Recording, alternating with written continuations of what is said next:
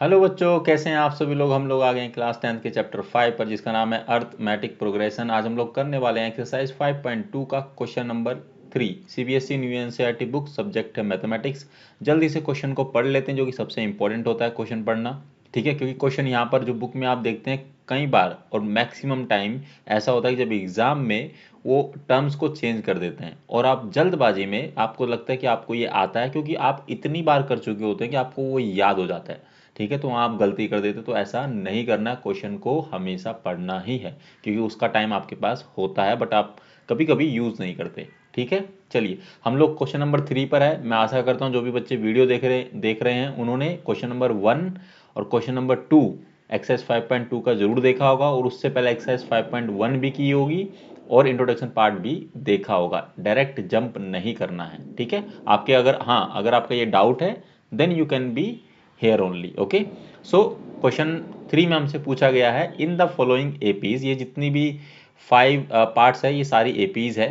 ठीक है, find the missing terms in the boxes. हमको जो बॉक्सेस दिए गए ये मिसिंग टर्म्स है, हमको वो फाइंड आउट करनी है, जो कि बहुत आसान है। बट या मतलब कि आपको कैलकुलेशन करनी होगी, नो डाउट। उसी में मिस्टेक होती है, तो कैलकुलेशन तो करनी है, इसमें कोई डाउट नहीं है। क्लियर है, चलिए फर्स्ट क्वेश्चन को करते हैं। अब करने के अलग अलग तरीके होते हैं, मैं आपको बता देता हूं। जैसे कि फर्स्ट पार्ट में हमारे पास फर्स्ट टर्म है और मतलब फर्स्ट टर्म है और थर्ड टर्म हमको सेकंड टर्म निकालना है, तो ये मिडिल टर्म हो गई। तो ये हम लोग एक दूसरा तरीका भी मेरे पास है, जिसको हम ट्रिक बोल सकते हैं, वे भी बोल सकते हैं। ठीक है, जैसे कि मैं इसको बोल लेता हूँ कि ये हमारे पास क्या है, 2 है और ये बीच में डैश है और ये 26 है, हमने इसको x मान लिया। ठीक है, सो अब हम क्या करेंगे, यहाँ पर ध्यान से मैं पहले लिख लेता हूँ। हमको a1 बेसिकली दिया है 2। देखिए, इसको आप a भी बोल सकते हैं, a1 भी बोल सकते हैं, मैं a1 ले रहा हूँ ताकि ईजियर रहे। ठीक है, a1 इज इक्वल टू 2 है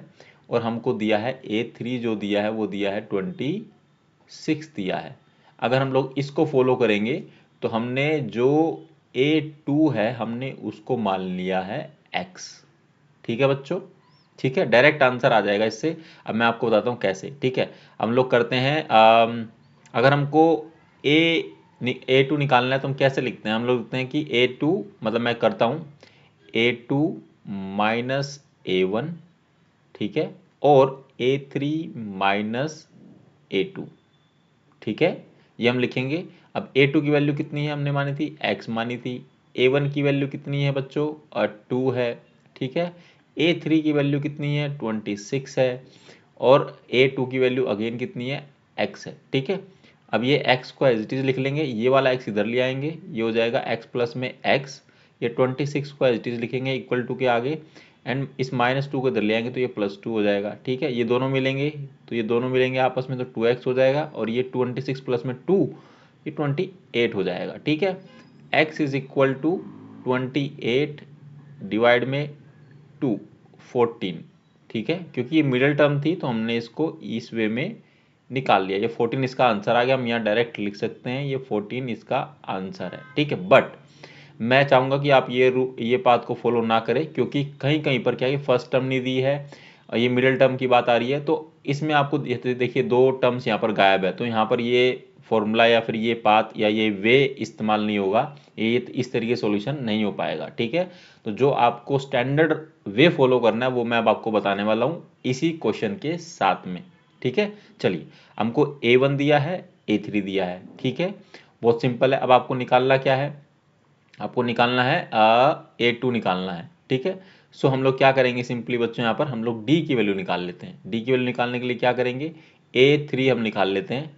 a3 इज इक्वल टू लिखते हैं, अब फॉर्मूला क्या होता है, पहले तो फॉर्मूला आपको पता होना चाहिए। an का फॉर्मूला क्या होता है बच्चों, an का फॉर्मूला होता है a प्लस में n माइनस 1 और इंटू में d।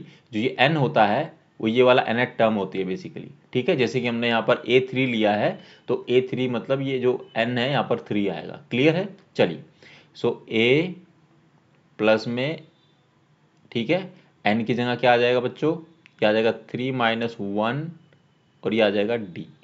क्लियर है, a3 की वैल्यू हमको पता है 26, ये दिया है। ठीक है, a हमको पता है पहले से, ये क्या है 2। ठीक है, ये 2 है। ठीक है, प्लस में 3 माइनस 1 करेंगे तो 2 होगा, इनटू में 2 होगा तो 2d आ जाएगा। क्लियर है। ये 26 में से क्या करेंगे, ये 2 प्लस का इधर इधर इधर ले आएंगे, माइनस का हो जाएगा और इधर 2d बचेगा। ठीक है, 26 में से माइनस करेंगे 2 तो हमारे पास बचेगा 24। ठीक है, इज इक्वल टू, यहाँ पर d रख लेते हैं, इस 2 को इधर ले आते हैं जल्दी से। ठीक है, इसको करेंगे तो हमारे पास आ जाएगा, ये आ जाएगा 12। तो आपके पास d की वैल्यू कितनी आ गई बच्चों, 12 आ गई। ठीक है, मैं इसको बॉक्स में कर देता हूँ। ठीक है, d की वैल्यू कितनी आ गई, 12 आ गई। अब आपको चाहिए क्या, आपको निकालना है a2 निकालना है, तो हम इसको लिखेंगे a प्लस में d। ठीक है, अब ये आप सोचेंगे डायरेक्ट कैसे हैं, मैं बताता हूँ। अगर आपको a3 निकालना है तो आप लिखेंगे a2 प्लस में d। ठीक है, दूसरा तरीका, और a प्लस में 2d। ठीक है, या तो आप ये वाला वैल्यू ले लीजिए या फिर जो d के साथ 2 मल्टीप्लाई कर दीजिए। अगर यहाँ 3 होगा तो यहाँ 2 होगा। ठीक है, क्लियर है बच्चों। जैसे कि यहाँ a2 है तो यहाँ पर d होगा। क्लियर है। इसका जो स्टैंडर्ड वे है वो यही वाला फॉर्मूला मैं लिख देता हूँ यहाँ पर, अभी दिखाता हूँ आपको कि ये a2 is equal to a plus d कैसे आया, ये भी आपको पता होना चाहिए। ये आप इंट्रोडक्शन पार्ट देखेंगे तो समझ में आ जाएगा। इंट्रोडक्शन पार्ट इसीलिए इंपॉर्टेंट होता है। ठीक है, अब a2 है, a2 के लिए इज इक्वल टू हम कैसे बनाएंगे, a प्लस में n माइनस 1d, ऐसे ही तो लिखेंगे। अब इसको फर्दर अगर मैं लिखना चाहूँगा तो a2 is equal to a plus में n की जगह 2 लगा दीजिए। 2 माइनस 1 करेंगे तो क्या होगा, 1 ही आएगा। 1 इंटू में d, ये आ गया d, आगे ना सेम चीज़। तो ऐसे भी कर सकते हैं आंसर, ऐसे भी आएगा। आपको जो भी अच्छा लगता है वो कर लीजिए। अब हमको निकालना क्या है, जल्दी से वो निकाल लेते हैं। a2 निकालना है, तो मैंने क्या बोला था, a प्लस डी आएगा। a की वैल्यू कितनी है बच्चों, 2 है, और d हमने अभी अभी निकाला है, वो क्या है बच्चों, वो है आपका 14। बाहर बारिश हो रही है मुझे लग रहा है।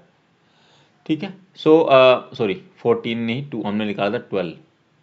ठीक है, सो a2 इज इक्वल टू, ये आ जाएगा आपका 14। तो आ गया आपका ये 14, और जो कि हमने पहले से निकाला हुआ था इस वजह से, और यहाँ हमने फिलअप भी कर दिया। जल्दी से अब क्वेश्चन नंबर 2 कर लेते हैं। मैं एक लाइन खींच देता हूँ।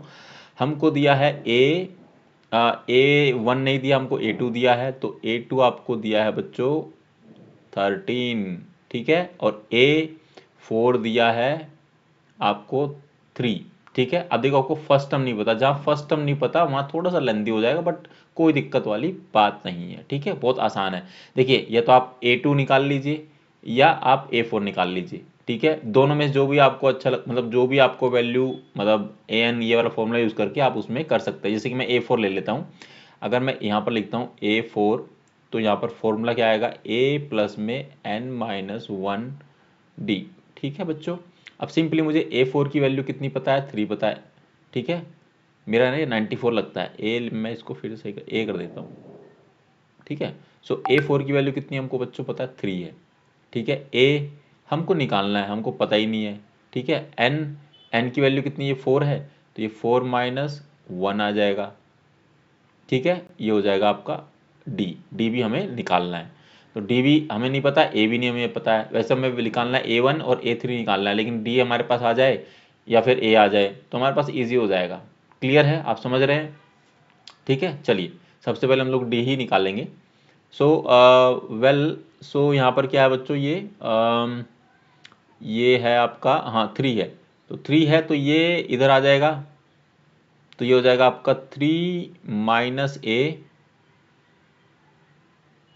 नहीं, अभी हम लोग सोल्व कर लेते हैं। मैं इसको सोल्व करता हूँ, सॉरी, ये इक्वल टू है 3 is equal to a plus में ये कितना हो जाएगा, 3 माइनस 4 माइनस 1 3, और इंटू में ये 3d हो जाएगा। क्लियर है बच्चों।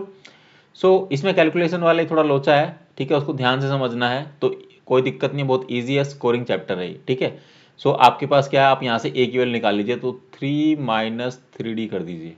ठीक है, ये 3 ये उधर उधर जाके माइनस का हो जाएगा, इज इक्वल टू ए। तो ये इक्वेशन 1 मान लीजिए आप। क्लियर है बच्चों, यहाँ तक कोई डाउट, कोई समस्या, कोई परेशानी। अब हमारे पास a2 दिया 13, यहाँ पर लिखिए a2। ठीक है, a2 नहीं, हाँ a2 लिखिए 13, तो फॉर्मूला पुटअप कर दीजिए a2 सॉरी a प्लस में n माइनस 1d। ठीक है, a2 कितना दिया बच्चों, 13 दिया है। ए की जगह पर ये हम पुट कर सकते हैं, जरूर कर सकते हैं। तो 3 माइनस 3d, ठीक है, प्लस में ये क्या है बच्चों, यहाँ 2 है तो यहाँ 2 आएगा। 2 माइनस 1 करेंगे, लिखूँ क्या, मैं लिख देता हूँ 2 माइनस 1 डी, एक लाइन और एक्स्ट्रा हो जाएगी, बस इतना ही होगा और कुछ नहीं होगा। अब हम लोग क्या कर सकते हैं, ध्यान से देखो कि जो ये 13 है, 13 में से ये वाला जो प्लस का है ये इधर ले आएंगे तो -3 हो जाएगा, ठीक है। ये -3 यहाँ एज इट इज बचेगा, प्लस में 2 माइनस 1 करेंगे तो 1 होगा, 1 इंटू में डी करेंगे तो क्या होगा, डी होगा, और साथ में यहाँ पर भी डी है, ठीक है। तो ये बचेगा कितना, ये बचेगा 10 और इधर बचेगा -2d। क्लियर है बच्चों। अब ये क्या होगा, 2 जो है नीचे आ जाएगा, मैं यहाँ कर देता हूँ कहीं पर, यहाँ कर देते हैं, ठीक है। कंफ्यूज मत होना, मेरे साथ साथ फॉलो करते जाना बस, ठीक है। सो ये आ जाएगा 10 और इधर कितना था आपका, माइनस का 2 था तो माइनस इधर आ जाएगा और 2 नीचे लग जाएगा तो ये आ जाएगा 5। सो डी की वैल्यू आ गई आपके पास में -5, ठीक है। अब आप चाहो तो डी की वैल्यू यहाँ पुटअप कर दो तो ए की वैल्यू आ जाएगी, ठीक है। अब हमको निकालना क्या है, हमको निकालना है ए, ठीक है। ए निकालना है हमको, मतलब A1 निकालना है बेसिकली, हमको चाहिए A1 चाहिए हमको, और हमको पता करना है A3, ये दोनों टर्म हमको निकालना है, ठीक है। अब जब हम A2 निकालते हैं तो हम कैसे लिखते हैं, हम लिखते हैं A1 या A प्लस में D, ऐसे ही करते हैं। अब हमारे पास हमको निकालना है कि ये निकालना है, अगर हम D को उधर A2 में पता है, ये A2 ये प्लस का है तो माइनस हो जाएगा, इज इक्वल टू A1, ऐसा हम कर सकते हैं, आराम से कर सकते हैं। A2 की वैल्यू कितनी है भाई, देखो 13 है, ठीक है, माइनस, और D की वैल्यू कितनी है, माइनस तो पहले से है तो माइनस ये आ जाएगा ब्रैकेट में, यहाँ पर इज इक्वल टू कितना हुआ, A1 हुआ, ठीक है। सो ये माइनस माइनस प्लस हो जाएगा तो ये हो जाएगा 18 इज इक्वल टू A1। तो A1 की वैल्यू कितनी आ गई बच्चों, बहुत साफ साफ है, 18 आ गई, तो यहाँ पर हम लिखेंगे 8, ठीक है। अब आपको निकालना क्या है, A3 भी निकालना है, ठीक है। तो A3 यहाँ पर निकालेंगे आप, A3 निकालने के लिए क्या होगा, बहुत सिंपल है, A2 प्लस में D, ठीक है, A2 प्लस में D, A3 निकालना है आपको। अब आपके पास A2 क्या है, A2 कितना 13 है, इसमें से क्या करेंगे, माइनस करना है, यहाँ पर क्या है, पहले से प्लस है तो इसमें से माइनस क्या करना है आपको, 5 करना है, ठीक है। तो प्लस माइनस माइनस होता है, तो 13 में से 5 गए 8 बचेगा, तो A3 की वैल्यू कितनी आ गई, 8 आ गई, ठीक है बच्चों। ये आ गया आपका यहाँ पर 8। अब ध्यान से यहाँ से वैसे भी देख सकते हो ये फुलफिल हो रहा है, 18 में से 5 जाएंगे 13 बचेगा, 13 में से 5 जाएंगे 8 बचेगा, 8 में से 5 जाएंगे 3 बचेगा, ठीक है। तो ये हमारा फर्स्ट पार्ट हो गया है, सेकंड पार्ट भी हो गया है, थर्ड पार्ट करेंगे, जल्दी से कर लेते हैं। थर्ड पार्ट में यहाँ पर लिख ले रहा हूँ, नीचे स्पेस नहीं है और नीचे मेरा वीडियो भी आने वाला है, ठीक है। तो थर्ड पार्ट कर लेते हैं यहाँ पर। सो हमको बच्चों ए दिया है, मतलब A1 दिया है कितना, 5 दिया है, और A4 भी दिया है। A4 कितना दिया है बच्चों, जब हमको A1 दिया रहता है तो थोड़ा आसान हो जाता है। A4 कितना दिया है, 9 1/2, ठीक है। सो इसको हम लोग सिंप्लीफाई करेंगे तो कैसे लिख सकते हैं, और 2 इंटू 2 को 18 और प्लस 19/2, ठीक है बच्चों, क्लियर है। चलिए अब हमको निकालना क्या क्या है, हमको निकालना है A2 आपको निकालना है, ये आपको क्वेश्चन मार्क है, और A3 निकालना है, ये भी क्वेश्चन मार्क है, ठीक है। चलिए अब हम लोग क्या करेंगे, सबसे पहले हम लोग निकालेंगे, अगर हमको A2 निकाल, पहले तो हम लोग D की वैल्यू निकाल लेते हैं, ठीक है। तो उसके लिए क्या करना होगा बच्चों, सिंपल है, हम लोग पुट कर देते हैं, हमको A4 लिख लेते हैं, कहाँ गया, yes A4। So A4 is equal to में A प्लस में n-1, फॉर्मूला आपको याद रहना चाहिए, इंपॉर्टेंट है बच्चों, ठीक है। सो A4 की वैल्यू कितनी है, A4 की वैल्यू है 19/2 इज इक्वल टू में A की वैल्यू कितनी है बच्चों, 5 है प्लस का, प्लस, तो ये A4 है तो 4 - 1D, ठीक है। अब ये 19/2 को एज इट इज रखेंगे, इसमें से ये प्लस का है, इधर आके माइनस का हो जाएगा, ठीक है, इज इक्वल टू में ये हो जाएगा 4 - 1 3D, ठीक है। इसका एलसीएम ले लेंगे, सोल्व कर लेंगे तो नीचे आएगा 2, ये 19 एज इट इज आ जाएगा, 1 और 2, 2 5 10 हो जाएगा, ठीक है, इज इक्वल टू आ जाएगा कितना, ये आ जाएगा आपका 3D आ जाएगा, ठीक है। 19 में से 10 जाएंगे तो ये बचेगा 9/2, 9/2 बचेगा, इज इक्वल टू में यहाँ पर D लिखेंगे, इस 3 को उधर नीचे ले आते हैं, ठीक है, तो ये कट जाएगा, 3 3 9 होता है, तो हमारे पास 3/2 आ जाएगा D की वैल्यू, ठीक है। तो मैं यहाँ लिख लेता हूँ, कोमा मार के, D इज इक्वल टू आ जाएगा 3/2, ठीक है। ठीक है बच्चों, समझ में आ रहा है ना? कोई डाउट, कोई समस्या, कोई परेशानी अगर है तो प्लीज़ आप पूछिए, ठीक है। सो इसमें हम लोग क्या करेंगे, नेक्स्ट हो जाएगा, अब आपको निकालना क्या है, आपको निकालना है A2। अब सिंपली आप क्या करेंगे, A2 निकालेंगे तो आप A प्लस डी, सिंपल है, ठीक है ना। ये n-1 करके आया है A प्लस डी, ठीक है, यानी A1 प्लस लिख लीजिए, आप कंफ्यूज मत होना इसमें कभी कभी भी, ठीक है। यहाँ पर A मतलब A1 है, ठीक है, क्लियर है। सो A2 निकालना है आपको, तो A2 निकालने के लिए A1 प्लस डी आ जाएगा। सो ये A1 की वैल्यू कितनी थी बच्चों, 5 है, ठीक है, D की वैल्यू 3/2 आई है, प्लस में 3/2 कर दीजिए, ठीक है।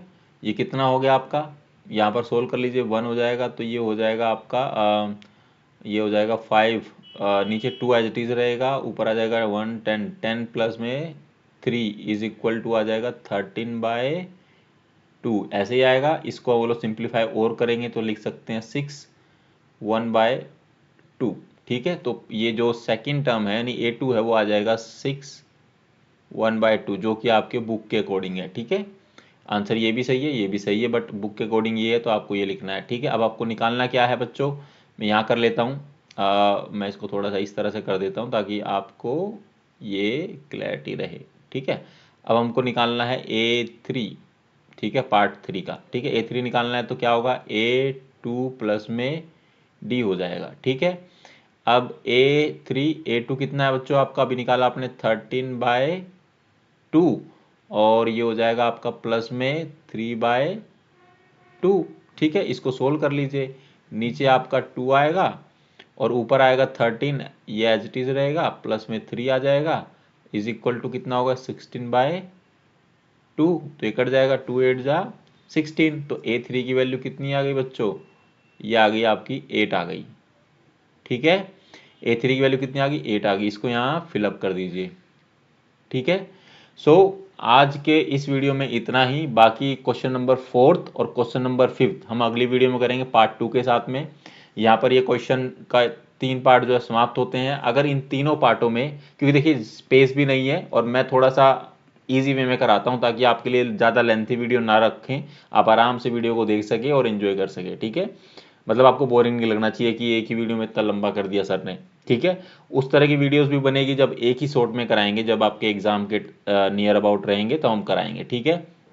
कोशिश रहेगी सितंबर अक्टूबर तक आपका सिलेबस खत्म कर दें हम लोग, ठीक है। सो इस क्वेश्चन में अगर कोई भी क्वेरी है, कोई समस्या है, कोई परेशानी है, कुछ भी आपके डाउट्स है तो आप फ्रीली पूछ सकते हैं। कैसी वीडियो लगी, समझ में आया कि नहीं आया, तो आप कमेंट सेक्शन में पूछ सकते हैं। आई ट्राइड माई बेस्ट कि आपको हर तरीके से और सिंपलेस्ट वे में बताऊं कि किस तरह सोल्व किया जाता है, किसका क्या मतलब है, क्योंकि कई बार क्या होता है बच्चे कंफ्यूज रहते हैं छोटी छोटी टर्म की वजह से, और उसमें आता भी है तो टाइम वेस्ट होता है। तो आपको पता होना चाहिए कि किसी तरह से भी हम लोग क्वेश्चन कर सकते हैं और उसका टर्म्स का मतलब क्या है, ठीक है। इसलिए मैं हर चीज़ बताने की कोशिश करूंगा और कर रहा हूं, ठीक है।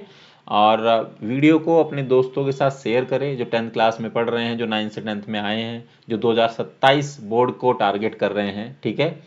और वीडियो को शेयर तो आप कर ही देंगे अपने क्लासमेट के साथ में। बेल आइकन को दबाना ना भूलें कि क्योंकि जब भी हम कोई वीडियो डालेंगे तो आपको नोटिफिकेशन मिलेगा। और वीडियो को लाइक करिए। मिलेंगे आपसे अगली वीडियो में जिसमें हम लोग क्वेश्चन नंबर 3 के ये 2 पार्ट करने वाले हैं, 4th और 5th। ओके, तब तक आप लोग ख्याल रखना, अच्छा अच्छा खाना खाइए, एंजॉय करिए। 10th क्लास शुरू हो गई, आप लोगों की स्कूल भी शुरू हो गया है, तो डेली पढ़ना है, चाहे थोड़ा पढ़ना है बट डेली पढ़ना है, ठीक है। चलिए मिलेंगे आपसे अगली वीडियो में, अपना ख्याल रखें। Thank you very very much.